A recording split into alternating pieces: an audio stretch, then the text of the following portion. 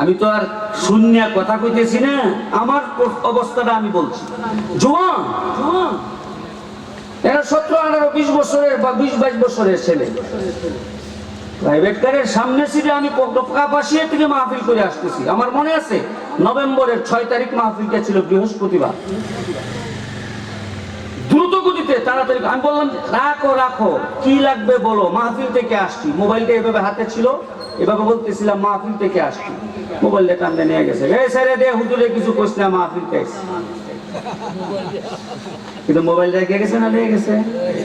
এটা তো একটা কারগুজারি। আমাদের বাংলাদেশের শ্রেষ্ঠ একজন বক্তা যিনি বয়ান করে আসতেছেন, এখন অহরহর ঘটনা হচ্ছে, ছিনতাই হইতেছে। চিটাগাং রোড ওই দিন দেখলাম রাত্রে 12টা 1টার দিকে জাম লেগে গেছে, এই জামের ভিতরে ছিনতাই হইতেছে।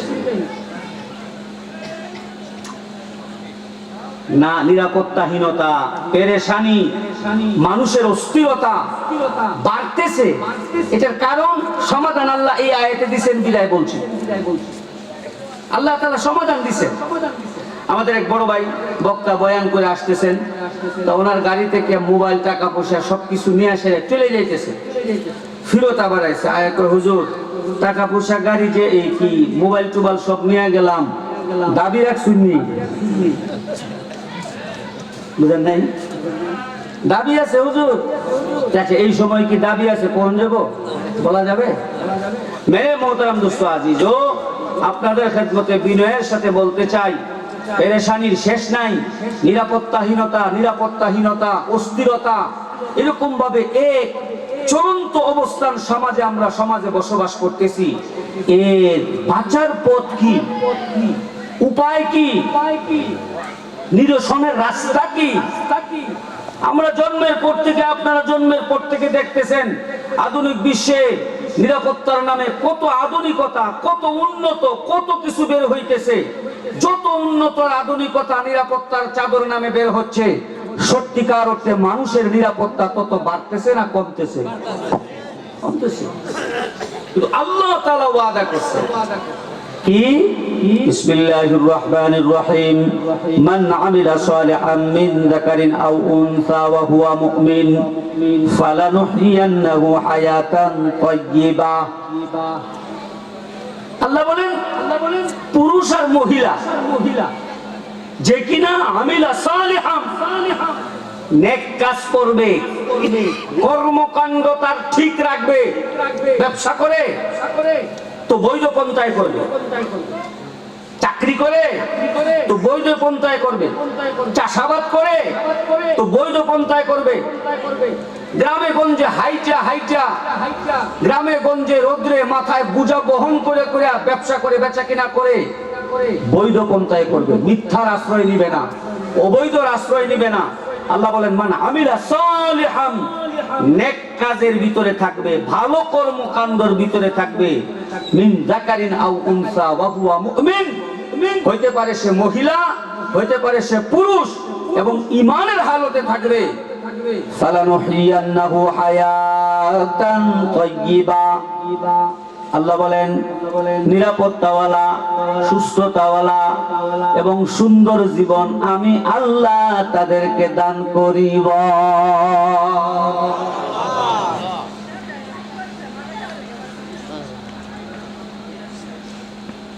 যার যার কর্মকাণ্ডগুলি সঠিকভাবে করবে, বৈধ পন্থায় করবে, মিথ্যার আশ্রয় নিবে না, ধোঁকাবাজি করবে না।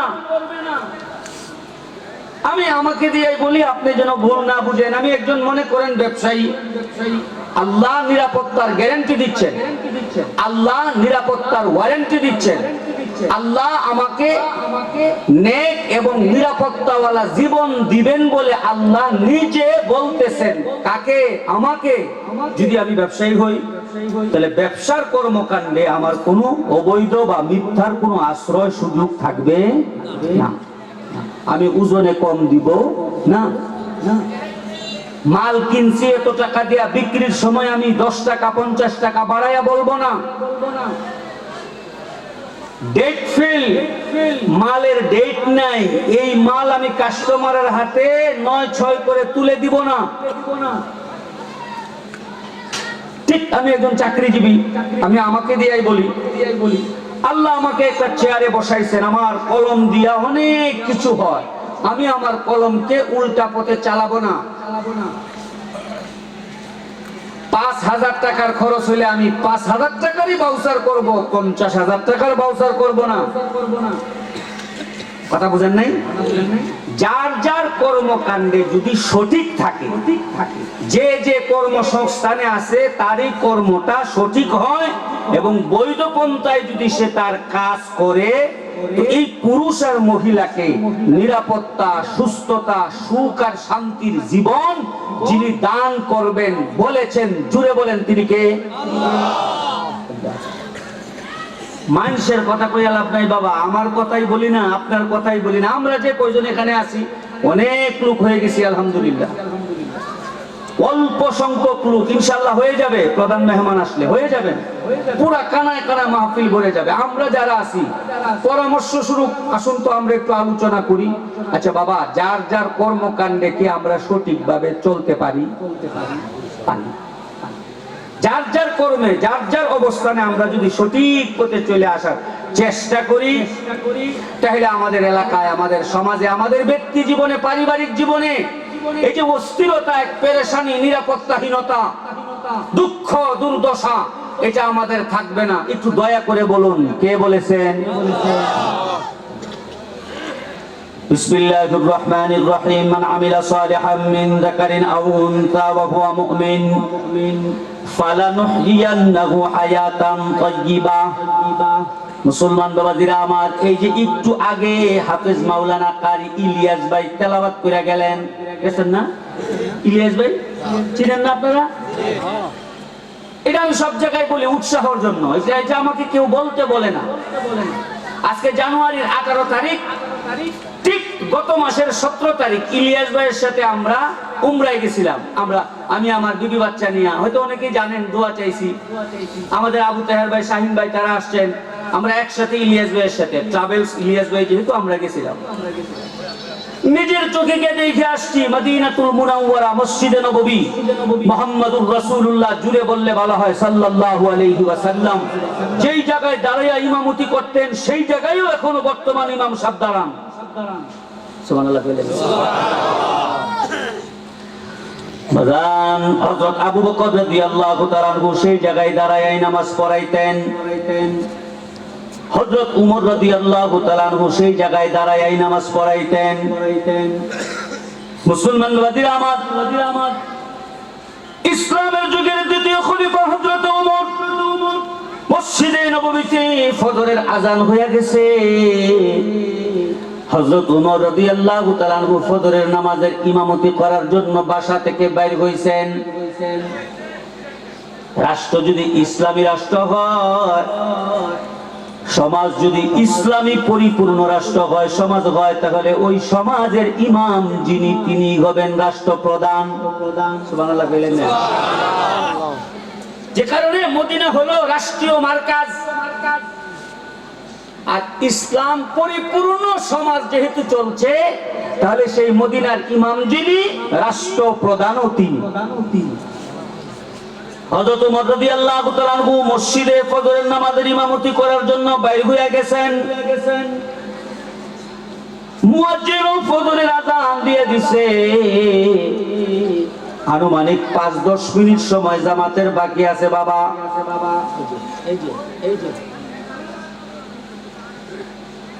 মুসলমান বাবাজিরা আমার, এখন বিল্ডিং হয়ে গেছে, আগে এত বিল্ডিং ছিল না।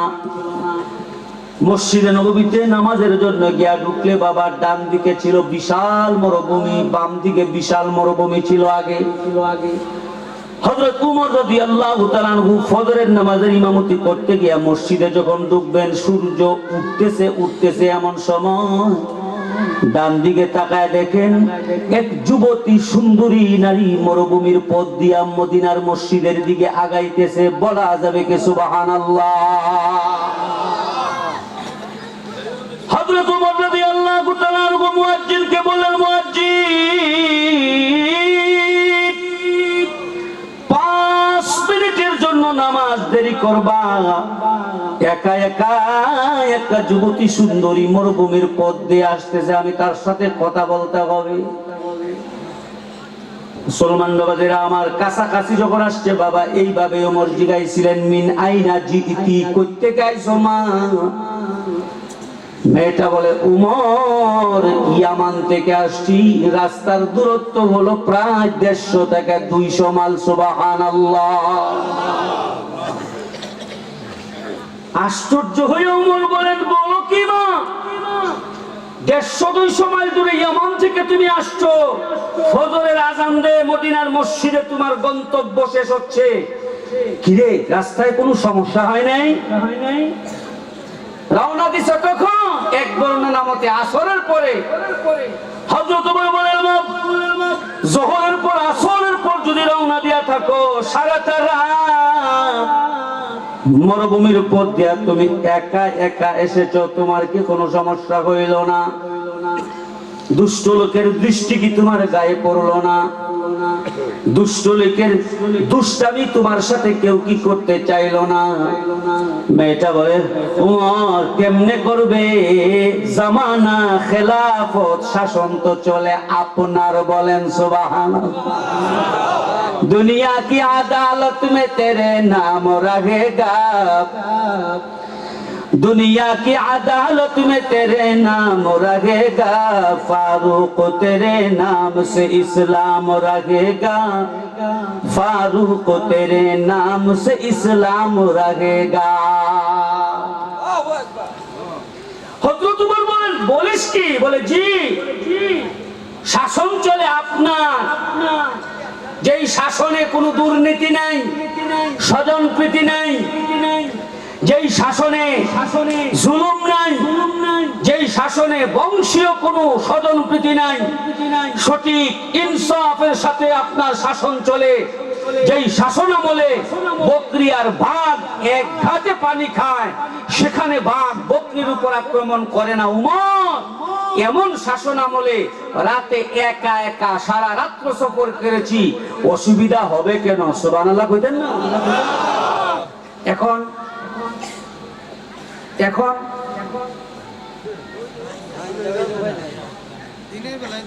দেখো আপনারা বলবেন এখন কি? টঙ্গের ছালা থেকে রাত্রেবেলা শিশুর যাবে, যুবতী একটা কন্যা, দুঃসাহস করার কল্পনা করা যায়? দিনের বেলায় তো নিরাপদ না। আমার এক ভাই বললেন,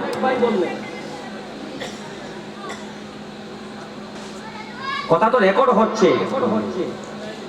কয়দিন আগে, আমার তো ফেসবুক নাই, বুঝিও না, চালাইও না, পত্রিকায় দেখলাম আশ্রয়ের জন্য হসপিটালে গেছে, তাকে বলা হয়েছে তোমাকে আশ্রয় দেওয়া হবে, নাউজুবিল্লাহ, মেয়েটার সাথে দুর্ব্যবহার করছে।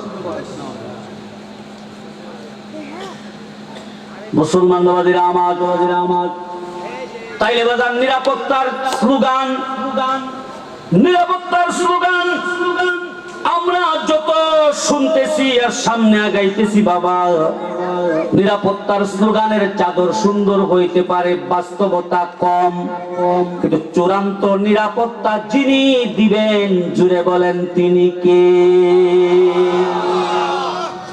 মানে আমিলা সালিহাম মিন যাকারিন আও উনসা ওয়া হুয়া মুমিন। হে পুরুষ ব্যবসায়ী, চাকরিজীবী, নিরাপত্তাহীনতায় ভুগ, ইসলামের ভিতরে চলে আস।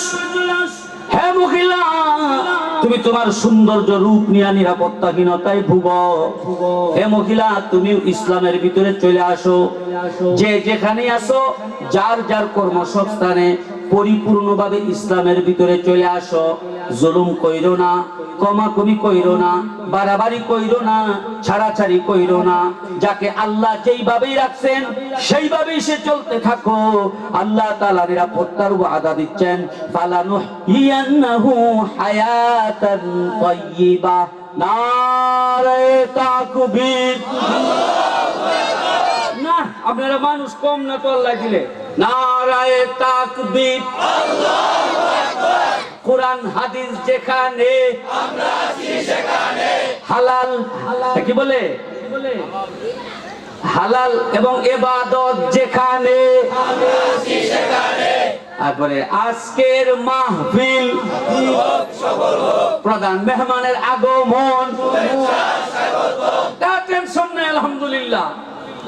আজকের মাহফিলের মধ্যমণি আমাদের সকলের সুপরিচিত ব্যক্তিত্ব, ব্যক্তি জ্ঞানী, আমলে আমি যাকে সাপোর্ট করি ব্যক্তিগতভাবে অন্তর দিয়ে শ্রদ্ধা করি, এবং দাওয়াতটা হুজুরে আমি নিজে দিছি। কমিটি বৃন্দ, ইমাম সাহেব আমাকে বলছেন শিষ্টুর মসজিদের ইমামতির ইতিহাস 3 বছর আমি কোনো বক্তাকে ফোন করি নাই, বা করার আমি প্রয়োজন মনে করি না, এটা আমার দায়িত্ব মনে করি না। অনেকেই গেছেন, আমি মাপ চাই, কিন্তু হুজুরের নাম শোনার পরে সরাসরি হুজুরের সাথে আমি কথা বলছি। হুজুর চলে আসছেন, আমাদের আর কোনো পেরেশানি আছে? এখন আমাদের অপেক্ষা নির্ধারিত টাইমে হুজুর আসবেন, আমাদেরকে দিলের পিপাসা নিবারণ করার মতো নসিহত আর বয়ান পেশ করবেন। আল্লাহ তাআলা হযরতকে সুস্থতা হায়াতে জিন্দেগি দান করুন, আমিন। বলছিলাম নিরাপত্তাহীনতা, দোস্ত বুজুর্গ, চূড়ান্ত নিরাপত্তাহীনতা। কি বলে? চূড়ান্ত নিরাপত্তা, চূড়ান্ত সুখ আর শান্তি দুনিয়া আখিরাতে আমাকে আপনাকে যিনি দিবেন বলে ওয়াদা করেছেন তিনি কে? এদিকে সাইনে যে এই লিগে একটা পর্দা আগামী বছর থেকে এখানে প্যান্ডেলের পাশে কেউ আছেন কমিটির সদস্য, আগামী বছর আল্লাহ বাসাইলে মাহফিল করলে এই জায়গাটাও বন্ধ হয়ে যাবে, শুধু এই জায়গাটা খোলা থাকবে। ওকে, মাশাআল্লাহ, বল আলহামদুলিল্লাহ। তাইলে আরো সুন্দর হবে, এইদিকে আশপাশে আর দৃষ্টি যাবে না।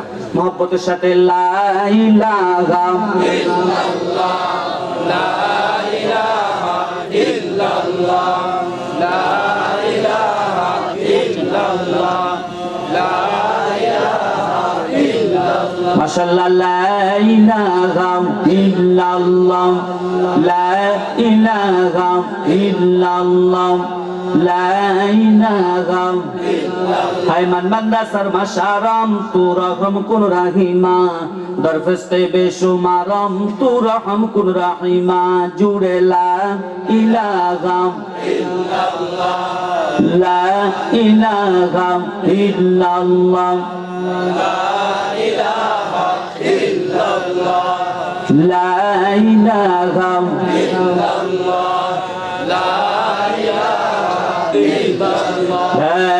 ইলাহা ইল্লাল্লাহ মুহাম্মাদুর রাসূলুল্লাহ সাল্লাল্লাহু আলাইহি ওয়াসাল্লাম। মনে হয় আমাদের ওইদিকে তাকানোর খুব বেশি একটা দরকার নাই, কি কই?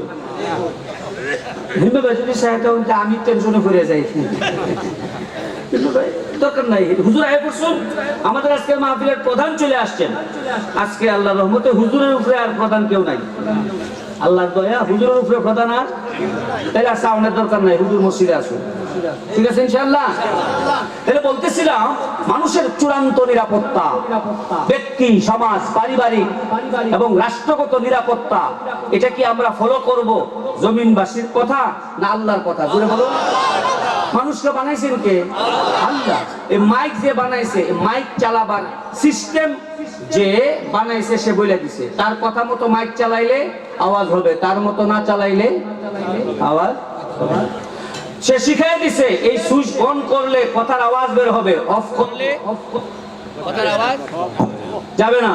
কিন্তু আমার ক্ষমতার বলে, শিক্ষাগত যোগ্যতার বলে আমি যদি বলি না আমি কেন্দ্রীয় মসজিদের হুজুর, আমার কথা মতো মাইক চলতে হবে, দিলাম বন্ধ করে, কিয়ামত পর্যন্ত আওয়াজ এবো না, আসবে আওয়াজ? আসবে না। আল্লাহর নীতিমালা রাসূলুল্লাহর তরিকার উপরে পাকনামি করা যায় না। আল্লাহ এবং রাসূলুল্লাহর তরিকার উপরে যারা পাকনামি করে, অজ্ঞতা অবহেলার কারণে যারা হস্তক্ষেপ করে, সাময়িক অল্প সময়ে এদের হাত সুস্থ থাকে বা এদের শক্তি সামর্থ্য থাকে, কিন্তু বেশি দিন টিকে না। একটা সময় এরা একেবারে অপদস্থ, লাঞ্ছিত হইয়া সমাজ থেকে বিতাড়িত হয়। কয়টা প্রমাণ? হাজারো প্রমাণ। নীতিমালা হবে আল্লাহ। কেন বানাইছেন আল্লাহ? আপনার ঘর আপনি সিস্টেম করে বানাইছেন, আপনার ঘরে মাশাআল্লাহ, আমার ঘর আমি বানাইছি। প্রত্যেক একটা জিনিস, এই যে এটা একটা বানাইছে কোম্পানি, এটাকে উঠাবার সিস্টেম শিখাইছে। এদিকে টান দিলে উঠবে, এদিকে টান দিলে উঠবে না, সিরিয়াল মেনটেন ঠিক থাকবে না। এজন্য সব জায়গায় যার যার কথা কাজ ঠিক আছে, ঠিক নাই শুধু ইসলাম ধর্মে কর্মকাণ্ডে আল্লাহ এবং রাসূলুল্লাহর তরিকার বেলায় আমরা ঠিক নাই, বাকি সব ঠিক আছে, সব ঠিক আছে। বিসমিল্লাহির রহমানির রহিম। মান আমিলা সালিহাম মিন যাকারিন আও উনসা ওয়া হুয়া মুমিন ফালানুহইয়ান্নাহু হায়াতান তাইয়্যিবা ওয়া লানাজজিয়ান্নাহুম আজরাহুম বিআহসানি মা কানু ইয়ামালুন। তাহলে মানুষের ব্যক্তি জীবন থেকে উচ্চতর জীবন পর্যন্ত বাবা চূড়ান্ত নিরাপত্তা, সুখ আর শান্তির ওয়াদা করেছেন কে? আল্লাহ তাআলা করেছেন। খেয়াল রাখতে হবে, মানি আর না মানি, বুঝি আর না বুঝি, আমি বাস্তব জীবনে পালন করতে পারি আর না পারি, আমি একজন মানুষ, একজন মুসলমান, আমার জীবন পথে চলার ক্ষেত্রে যতগুলি নিয়ম নীতি আছে, বিধিবিধান আছে, যত বেশি আমি পালন করতে থাকবো, আল্লাহ তাআলার রহমত বরকত, আল্লাহ তাআলার সাহায্য তত বেশি আমার সামনে সম্মুখ হবে।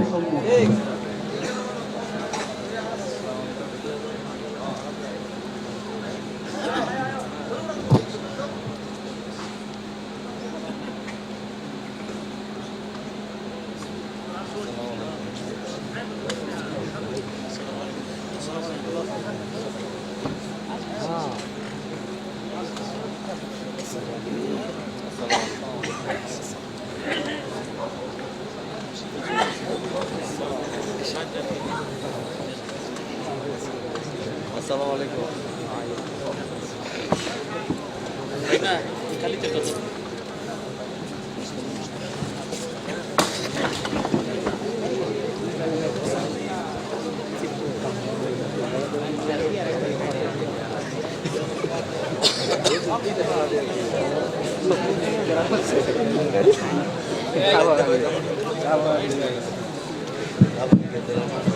আলহামদুলিল্লাহ, আমরা শুকরিয়া আদায় করছি যে আলহামদুলিল্লাহ আল্লাহ তাআলা আমাদেরকে এই পাড়াগাঁয়ের ১ নং ওয়ার্ডের পূর্ব মহল্লা, ৫ পায়ের পূর্ব মহল্লায় আমরা টঙ্গের চালা বাইতুল জান্নাত জামে মসজিদ এর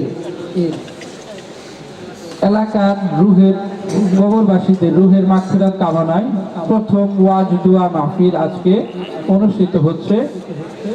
উপস্থিত হয়েছেন আজকের এই ওয়াজ মাহফিলের সম্মানিত প্রধান বক্তা ইতিমধ্যেই উপস্থিত হয়েছেন, সেজন্য আমরা শুকরিয়া আদায় করি আলহামদুলিল্লাহ। আলোচনায় ছিলেন আমাদের সিদ্ধুর বাজার কেন্দ্রীয় জামে মসজিদের সম্মানিত ইমাম খতিব হযরত আল্লামা হাফেজ মাওলানা মুফতি ইয়াহইয়া সুতারপুরি হুজুর।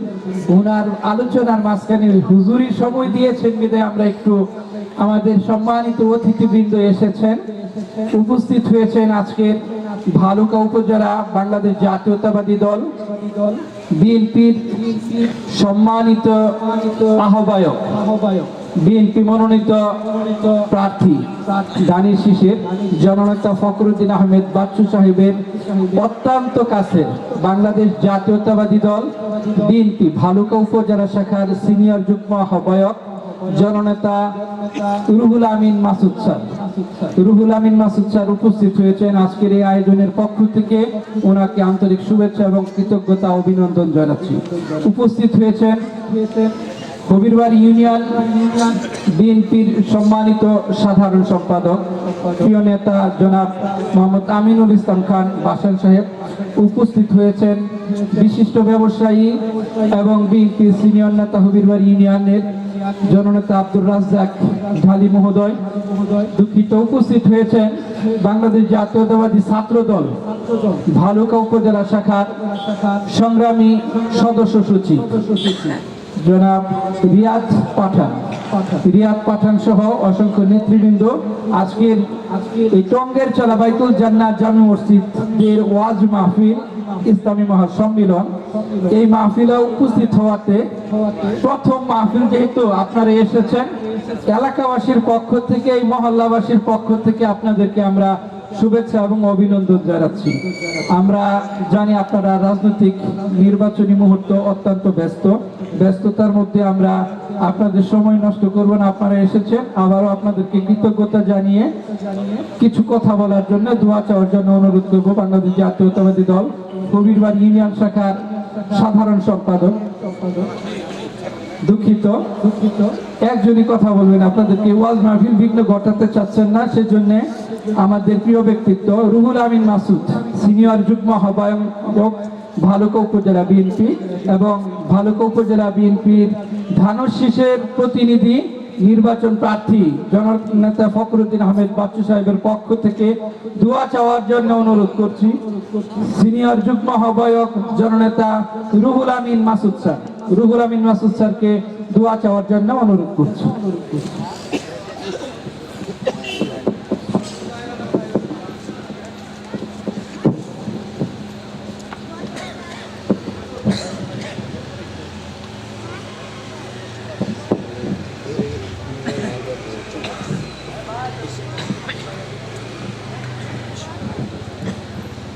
আসসালামু আলাইকুম ওয়া রাহমাতুল্লাহি ওয়া বারাকাতুহু। টঙ্গের চালা বাইতুল জান্নাত জামে মসজিদ ও কবরবাসীদের রুহের মাগফিরাত কামনায় যুব সমাজের উদ্যোগে ইসলামী মহাসম্মেলন। এই যে যুব সমাজের উদ্যোগে, এটা এই পর্যন্ত বোধহয় 200-250 উপরে মাহফিলে আমরা এবার অংশগ্রহণ করেছি। তো প্রায় জায়গাতেই দেখি আমরা যে আমাদের যুব সমাজ আজ কোরআন এবং সুন্নাহকে ধরে রাখার জন্য ওনারা অগ্রসর হচ্ছে। এটা আলহামদুলিল্লাহ আমাদের সমাজের জন্য, দেশের জন্য এটা কিন্তু খুবই ভালো একটা বিষয়। আমরা বিভিন্ন অকীর্তি কুকীর্তি থেকে আমরা বেরিয়ে আসার জন্য আমাদের এই যুব সমাজ আজকে যে উদ্যোগ নিয়েছে, তারই ধারাবাহিকতায় আজকে এখানেও একটি সভা অনুষ্ঠিত হচ্ছে। জানতে পারলাম এই সভাটি এই প্রথমবারের মতো হচ্ছে, আল্লাহ কবুল করুক। এই সভায় সভাপতিত্ব করছেন হযরত মাওলানা ইউসুফ সুতারপুরি সাহেব। প্রধান বক্তা হিসাবে আছেন হযরত মাওলানা মীর মোহাম্মদ সুয়াইব আনসারী। হযরত মাওলানা হাফেজ মুফতি ইয়াহিয়া সুতারপুরি সাহেব আসছেন।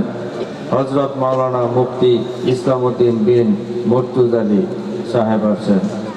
আপনারা ইতিমধ্যেই আমাদের এখানে অতিথিরা যারা এসেছেন তাদের পরিচয় পেয়েছেন। তো আজকে যেনারা ওয়াজ করবেন, আমরা প্রায় অনেক মাহফিলে ওনাদের সাথে আমাদেরও দেখা সাক্ষাৎ হয়। ওনাদের কথা সুমধুর ওয়াজ মাহফিল আমরা শুনি, যতক্ষণ পারি বসে ওনাদের কথা শুনি। আর আমরা প্রতিদিন 5টা 6টা 7টা মাহফিলে যাইতে হয় আমাদের বিভিন্নভাবে, যে কারণে সময়টা আমরা ওইভাবে দিতে পারি না। তবুও যেখানে যেখানে আমাদের বরেণ্য আমাদের যে আলেম ওলামারা আছেন, ওনারা বক্তব্য রাখেন, ওনাদের বক্তব্য আমরা শ্রবণ করি। আসলে এই মাহফিলগুলি কেন হয়?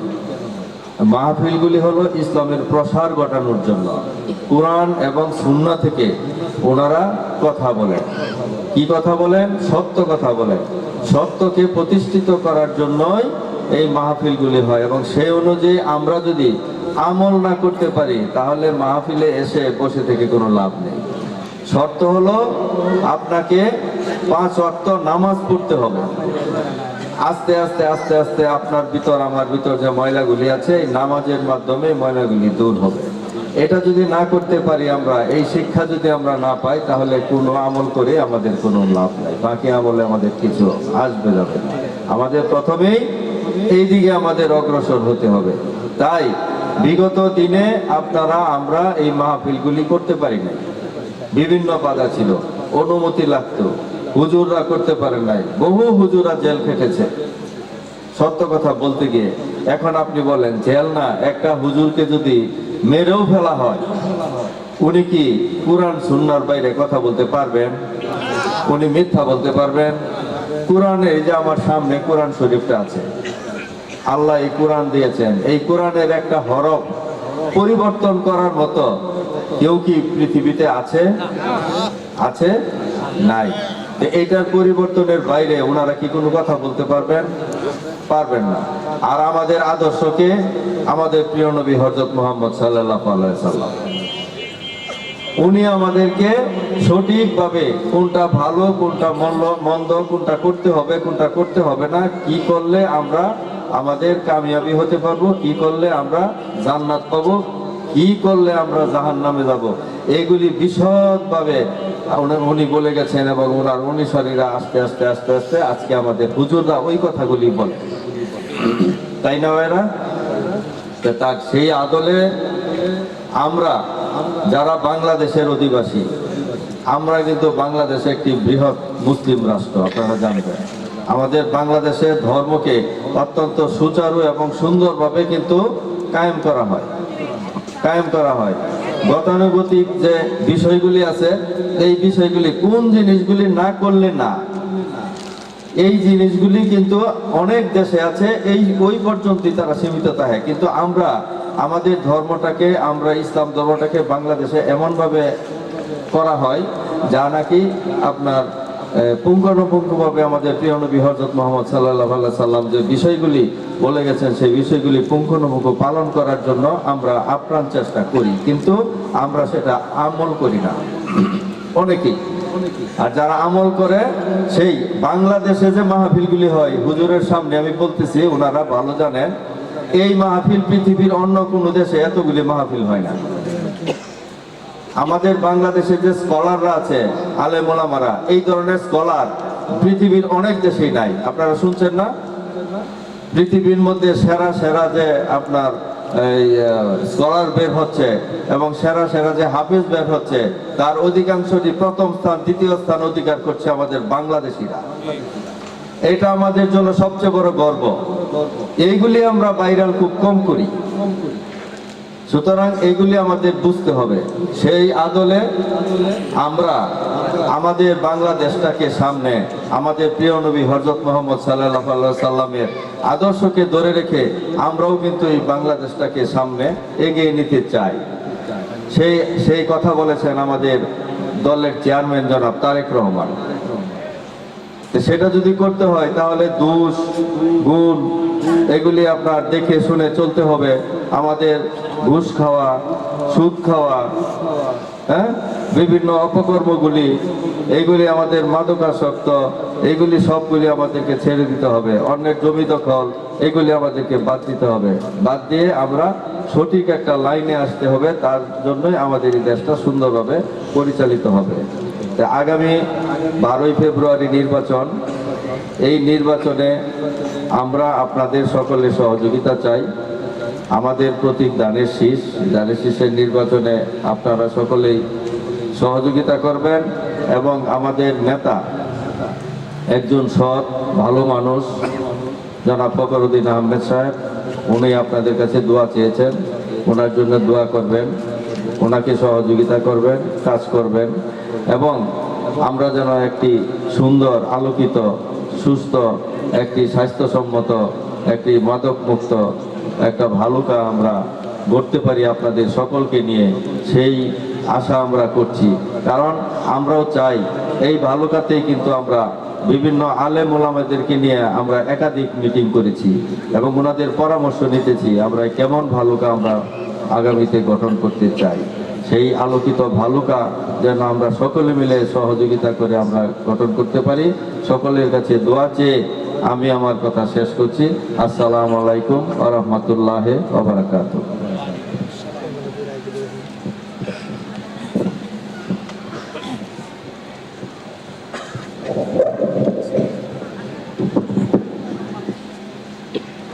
ধন্যবাদ, কৃতজ্ঞতা প্রিয় অতিথিবৃন্দ। আপনারা আমাদের এই অজপা আরাগায়ে টঙ্গের চলা বাইতুল জান্নাত জামে মসজিদ ও কবরবাসীদের রূহের মাগফিরাত কামনায় যুব সমাজের উদ্যোগে প্রথম বার্ষিক ইসলামী মহাসম্মেলনে এসেছেন, সেজন্য আবারও ইন্তিজামিয়া কমিটির পক্ষ থেকে আপনাদেরকে শুভেচ্ছা এবং কৃতজ্ঞতা জানাচ্ছি।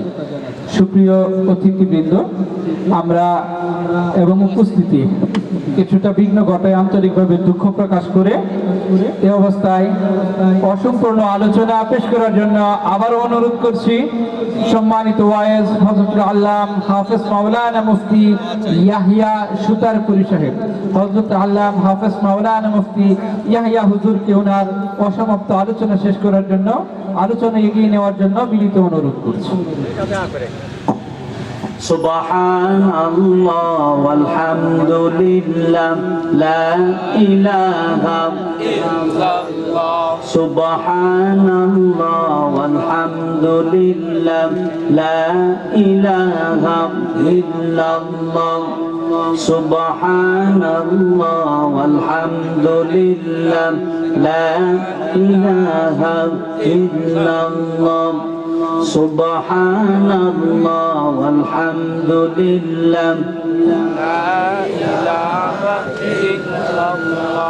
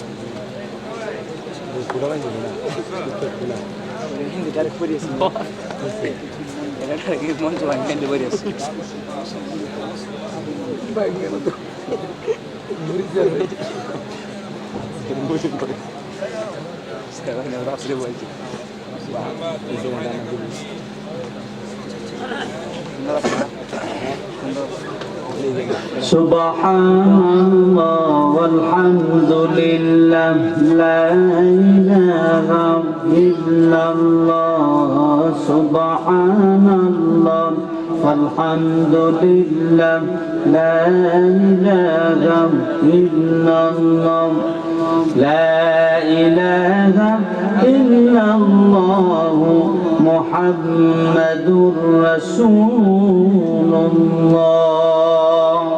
সাল্লাল্লাহু আলাইহি ওয়াসাল্লাম। আলহামদুলিল্লাহ। তো বলতেছিলাম সূরাতুন নাহল ৯৭ নম্বর আয়াতে আল্লাহ তাআলা আমরা যে আখেরি জামানায় বিপর্যস্ত অবস্থায়, নিরাপত্তাহীনতা, পেরেশানি, অস্থিরতা, যার যার জায়গায় পেরেশানিতে আছি, তো আল্লাহ তাআলা ওয়াদা দিচ্ছেন, আল্লাহ তাআলা সমাধান দিচ্ছেন, পেরেশানি থাকবে না, নিরাপত্তার অভাব হবে না যদি আমরা পুরুষ মহিলা যার যার অবস্থানে সবাই নেক কাজ দূরে ফেলি এবং ইমানদার হয়ে যায়। তাহলে আমাদেরকে নিরাপত্তা, সুখ, শান্তি দিবেন কে? আল্লাহ তাআলা দিবেন। মেরে মোহতারাম দোস্ত আজিজো, কোরআন ও হাদিসের কথাগুলি যারা মানে, আলহামদুলিল্লাহ, যারা মানতে চায়, মানার চেষ্টা করেন, তাদের জীবনে এর ফলাফল আসে। যারা মানে না, প্রয়োজন মনে করে না, গুরুত্ব দেয় না, সাময়িকভাবে ভালো চললেও একটা সময় দেখা যায় চূড়ান্ত সুখ আর শান্তি তারা পায় না। অত্র এলাকায় আমরা যারা আজকের এই মাহফিলে আসছি, বিশেষ করে গ্রামবাসী, আমরা বিনীতভাবে অনুরোধ করব একজন মানুষ বাইসা থাকার জন্য বিশেষ কয়েকটা জিনিস লাগে, যে জিনিসগুলি ছাড়া মানুষ বাইসা থাকতে পারে না। যেমন খাওয়া দাওয়া, খাওয়ান ছাড়া কি বাঁচা যায়? বাঁচা যায় না। এরকম ভাবে ঘুমানো ছাড়া মানুষ বাঁচতে পারে না। এগুলি নিত্য প্রয়োজনীয়, যেগুলি মানুষ বাঁচার জন্য খুব জরুরি দরকার। যেমন খাবার লাগবে, ঘুমাইতে হবে। এরকম ভাবে একজন মানুষ, পুরুষ মহিলা, মরণের পরে আখিরাতের জীবনে সুখ শান্তি পাইতে গেলেও এমন বেশ কয়েকটা বিষয় আছে যেগুলি ছাড়া আখিরাতে সফলতার কল্পনাও করা যায় না। পুরুষ ও মহিলাদের আলাদা আলাদা কিছু বিধান আল্লাহ তাআলা দিয়েছেন, যদিও বিধানগুলি আমরা বারবার শুনি কিন্তু এটা আমলে নেই না, অনেকে গুরুত্ব দেই না। বলুন, 5 ওয়াক্ত নামাজ প্রাপ্ত বয়স্ক বা বয়স্কা পুরুষ মহিলার উপরে ফরজ, 5 বেলার নামাজ, এই বিধান জানে না কোন মুসলমান? বলুন বাবা, জানে না কোন মুসলমান? সবাই জানে, কিন্তু জানলে 5 বেলার নামাজ যে ফরজ, এটা একজন হাদিস শুনলে আশ্চর্য হইবে। আল্লাহ রাসূল সত্য কথা বলে গেছেন যে কুফরি আর মুসলমান এটার ভিতরে পার্থক্য হলো নামাজ। মানে নামাজ যে পড়বে সে মুসলমান। রাসূল কষ্টে বলে গেছেন। এটা মুহাদ্দিসিন একরাম হাদিসের ব্যাখ্যায় লেখছেন যে কাফের হয়ে যায় ব্যাপারটা এমন না, কিন্তু রাসূল এটা খুব কষ্টে বলছেন যে আমার মুসলমান উম্মত পুরুষ মহিলা নামাজ পড়বে না, এটা হইতে পারে। যেমন না খায়া যেমন 22 টাকার আশা করা যায় না আল্লাহর দয়া ছাড়া, নামাজ ছাড়া পরকালে পার হওয়ারও আশা করা যায় না, অসম্ভব। আচ্ছা বলুন তো বাজান, আমাদের সমাজে আমাদের সময়ে যেই পরিমাণ মানুষ জানে নামাজ ফরজ, এই পরিমাণ পুরুষ মহিলা কি পড়েন? বলুন, পড়েন না?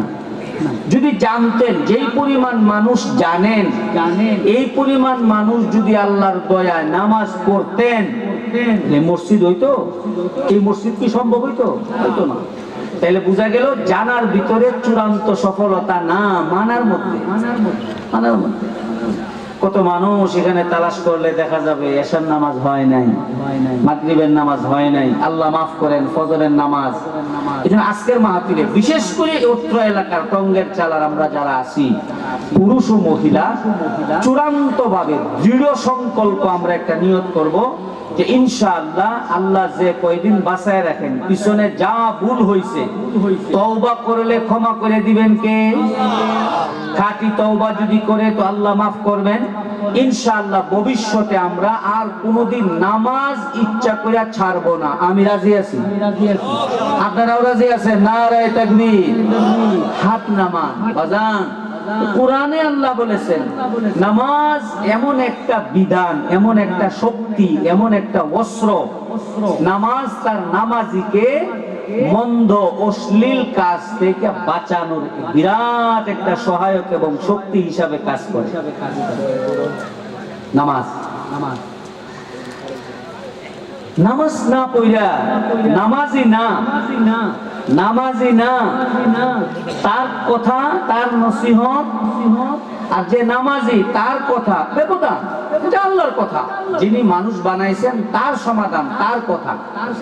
এবং সম্মানিত মা বোনেরা, অত্র এলাকার আমরা বিনীত ভাবে অনুরোধ করে যাব, মা বোনদের ব্যাপারে আল্লাহর যে আলাদা একটা নীতিমালা, সেটা হলো পর্দা। কি বাজার? পর্দা। পর্দা কি শুধু মসজিদের ইমাম সাহেব হুজুরের বিবি না? সবার।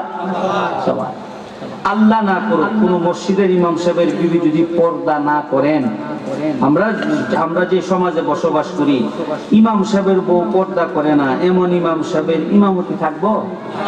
কথা বল, থাকতো না। আমি আর কেউ বলতেছি না, আমি আমারে দিয়া বলতেছি। এটা আমার সিস্টেম, আমি আমাকে বলছি, আপনি যাতে কষ্ট না পান। ইমাম সাহেবের বউ, ইমাম সাহেবের বিবি পর্দা না করলে মসজিদের ইমামতি থাকে না। তা আমি মসজিদের একজন দায়িত্বশীল, আমার বউ পর্দা না করলে আমার দায়িত্ব মসজিদে থাকে কেমনে? কথাটা বুঝাইতে পারছি না? তো কষ্ট পাইছুন? আরে আমি আমারে বুঝেছি, ইমাম সাহেবের বউ পর্দা করলে তার পিছনে নামাজ দিত না, এটা ভালো করে জানি। একই জিনিস, আমি মসজিদের সাথে দায়িত্বশীল, আমার বিবি পর্দা করে না, তাহলে আমার মসজিদে দায়িত্ব থাকে কিভাবে? এটা হলো এলাকা ভিত্তিক একটা প্রভাব বিস্তার না, এটা জবাব দিতে হবে। আল্লাহর বিধান সব সমান। মাওলানা হাফিজুর রহমান সাহেব স্টেজ এইদিকে চেয়ারে আসলে ভালো হয়। আলেম ওলামা দুই একজন এইদিকে যদি কেউ থাকেন, এইদিকে এসে পড়ে, স্টেজে বা চেয়ারে এসে পড়ে। আপনারা সমাধান দেন, এখানে কোনো আলেম ওলামা হুজুররা থাকলে তারা একটু এইদিকে আসলে ভালো হয় না?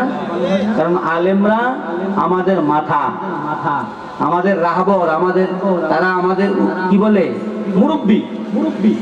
بسم الله الرحمن الرحيم من عمل صالحا من ذكر أو أنثى وهو مؤمن فلنحيينه حياة طيبة ولنجزينهم أجرهم بأحسن ما كانوا يعملون তাইলে তঙ্গের চালা পুরুষ যারা তাদের উপর আমাদের আবেদন আমরা নামাজটা ছাড়বো না। 2 নম্বর মা বোন যারা পর্দা ছাড়বো না, পর্দার বিধান সুনির্দিষ্ট ভাবে না। তবলিগে সময় লাগাইছে, হাজী সাহেব হজ করছে, হুজুরে মাদ্রাসা পড়ছে, তারার বউরাই পর্দা করব, বাকিরা ওপেন চলাফেরা করবে, ব্যাপারটা এমন না।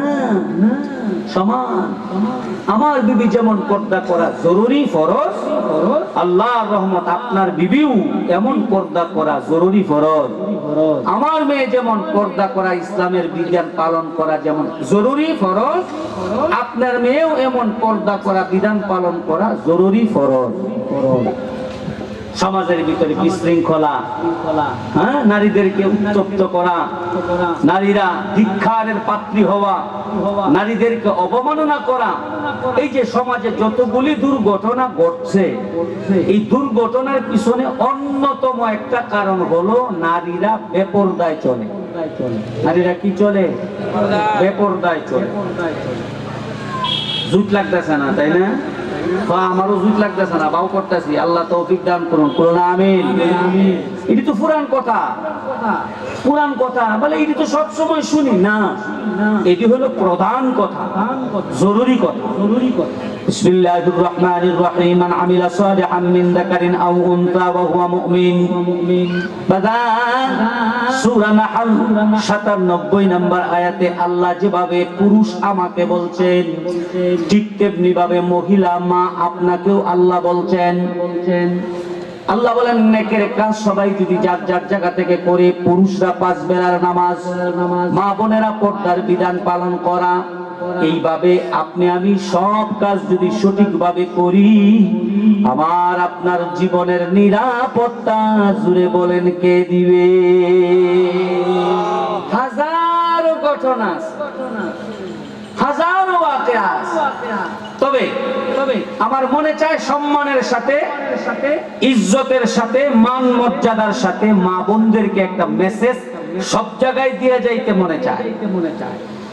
মুসলমানবাদীরা আমার, আল্লাহর কথা অনুযায়ী আমি পুরুষ আর মহিলা সবাই যদি, অর্থাৎ আমি আর আমার বিবি, এই তো পুরুষ মহিলা, আমি আমাকে দিয়ে বলি আমি পুরুষ আর আমার বিবি মহিলা, আমরা দুইজন যার যার জায়গায় যদি সঠিক থাকি, বাবা আমাদের দুইজনের নিরাপত্তার ওয়াদা দিয়েছেন কে? আমার সবচেয়ে বড় বিধান হলো বাবা, প্রথম বিধান 5 বেলার নামাজ। আমার বিবির প্রথম বিধান হলো পর্দার বিধান। মুসলমান বাবাদিরা আমার, আপনাদের খেদমতে জানতে মনে চায়, দয়া করে বলুন ইসলামের আদলে কোরআন হাদিসে আল্লাহ এবং রাসূল আমি একজন পুরুষের সম্মান বেশি দিছে না একজন মহিলার সম্মান বেশি দিছে? কার সম্মান? আরো সহজ করে কই, সম্মানের সাথে দৃষ্টিভঙ্গিটা যাতে ঠিক থাকে, তাহলে আমি আরো সম্মানের সাথে বলি, আমার আব্বা আছেন, আম্মা আছেন, আপনারও আব্বা আছেন, আম্মা আছেন, হয়তো জীবিত বা মৃত। কিন্তু মুসলমান বাবাদিরা আমার, ইসলামের ইতিহাসে ইসলাম বাবা আমার আব্বা আম্মা দুইজনের ভিতরে সম্মান কারে বেশি দিছে? আব্বাকে না আম্মাকে? আম্মারে সম্মান বেশি। তার জ্বলন্ত প্রমাণ হাদিসে পাকের ভিতরে নেককার পর্দাশীল একজন মহিলা, নেককার পর্দাশীল একজন মহিলা, ভালো মেয়ে। আমাদের সমাজে বলা হয় এই মেয়েটা খুব ভালো, খুব মেধাবী, মাশাআল্লাহ, আরো দোয়া করি। কিন্তু পর্দা ছাড়া ভালো মেয়ে হওয়ার সম্ভব না। কি ছাড়া কি মেয়ে হওয়া সম্ভব না? না, সবাই কোন কথাটা, পর্দা ছাড়া ভালো মেয়ে হওয়া সম্ভব না। ধার্মিক ছাড়া ভালো মেয়ে হওয়া সম্ভব না। মেধাবী হওয়া সম্ভব, সুন্দরী মেয়ে হওয়া সম্ভব, ভালো বংশের মেয়ে হওয়া সম্ভব, বিয়া দিলে অনেক কিছু পাইতে পারে সম্ভব, কিন্তু ভালো শব্দটা পর্দা ছাড়া সম্ভব না। কথা কার? নামাজি না, নামাজ নেই, নামাজ ছাড়া ভালো মানুষ, নামাজ ছাড়া ভালো মানুষ বলা সম্ভব না। নামাজি নামাজি যদি হয়, 5 বেলার নামাজি হয়, তাহলে বাবা ভালো মানুষ হওয়া সম্ভব। রাগ হইয়েন না, বেয়াদবি মাফ করবেন। ইয়াহইয়া সুতারপুরি তুচ্ছ তাচ্ছিল্য করে কথা বলে না, অসম্ভব। আমার আব্বার নিষেধ। বাজান, যে পুরুষ মহিলা আল্লাহর হক দেয় না, আল্লাহর কথা মানে না, আল্লাহর অধিকার দেয় না, এই পুরুষ সমাজের মানুষ অধিকারও দিবে না। অসম্ভব, অসম্ভব।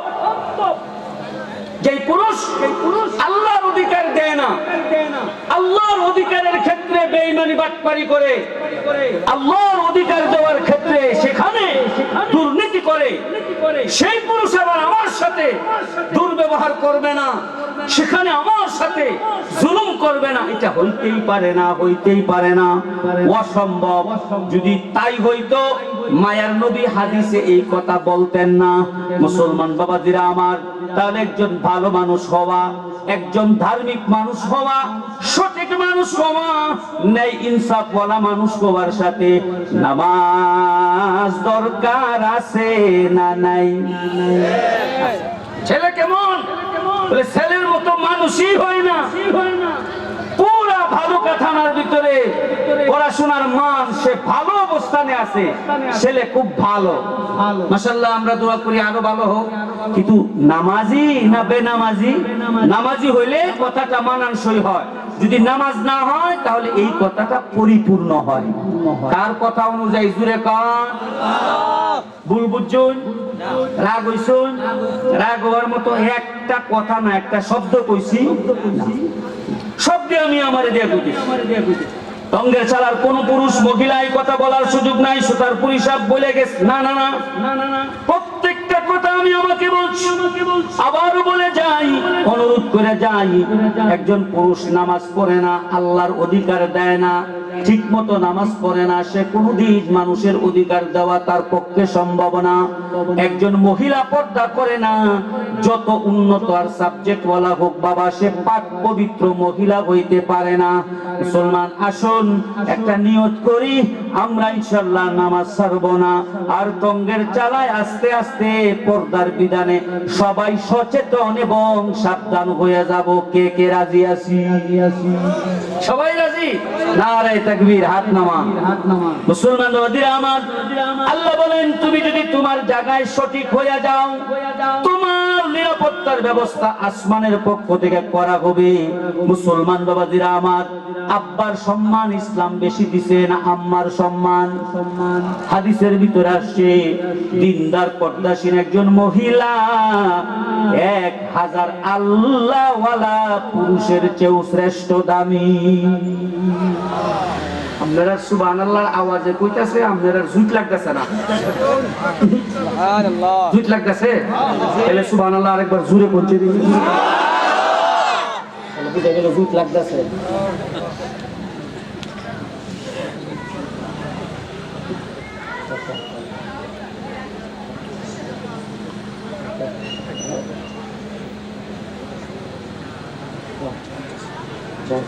ঠিক আছে ইনশাআল্লাহ, দুইটা বিষয় আমরা জানলাম, নামাজ এবং পর্দা। ঠিক আছে না ইনশাআল্লাহ? নারায়ে তাকবীর। কমিটি বৃন্দ একটা বিষয় আমাকে মেসেজ দিবেন শেষ মুহূর্তে, যে বিষয়টা সূচনা করব আমি, ছোট মানুষ তো, আর সমাধান করবেন আমাদের হুজুর মুরব্বী। আমি ওনাকে উস্তাদের মতো সম্মান করার চেষ্টা করি, আমি ওনাকে মুরব্বী মানি। চলে আসতেছেন স্টেজে। সূচনাটা হলো আল্লাহর ঘর মসজিদে আজকে মাহফিলে আসছি, কেউ মাহরুম হয়ে যাব না, সবাই যার যার মতো করে শরীক হয়ে যাব ইনশাআল্লাহ। রাজি আছি তো? বাকি এই কথাটা সূচনা করবেন হুজুরে, কারণ হুজুর দূর থেকে আসছেন, হালতে অবস্থায় আছেন, এবং বয়স্ক মুরব্বী, এলেমওয়ালা, আমলওয়ালা, আমাদের বাপ উস্তাদ সমতুল্য। হুজুরের কথার ভিতরে মাধুর্যতাও বেশি, মায়া মমতাও বেশি, ভারত্ব এবং সম্মানও বেশি। এজন্য আমার এই ছোট্ট আবদারটা হুজুরের কাছে রাখলাম। ইনশাআল্লাহ পিপাসা নিবারণ করার মতো দিক নির্দেশনামূলক আলোচনা আমাদেরকে হযরতজি পেশ করবেন। বয়ানের শেষাংশে খেদমতে আপনাদের বলতে চাই, সূরা নাহলের 97 নম্বর আয়াতের সারাংশ হলো, আপনি আমি আমার জায়গায় সঠিকভাবে যদি চলাফেরা করি, পুরুষেরা পুরুষের জায়গায় বিধান পালন করে, মহিলারা মহিলার জায়গায় সঠিকভাবে বিধান পালন করে, তাহলে আমার বাড়িতে আমার সমাজে নিরাপত্তাহীনতার কোনো টেনশন থাকবে না, অস্থিরতার কোনো পেরেশানি থাকবে না। আমাকে নিরাপত্তার চাদরে আগলে রাখবেন যিনি, তিনি কে?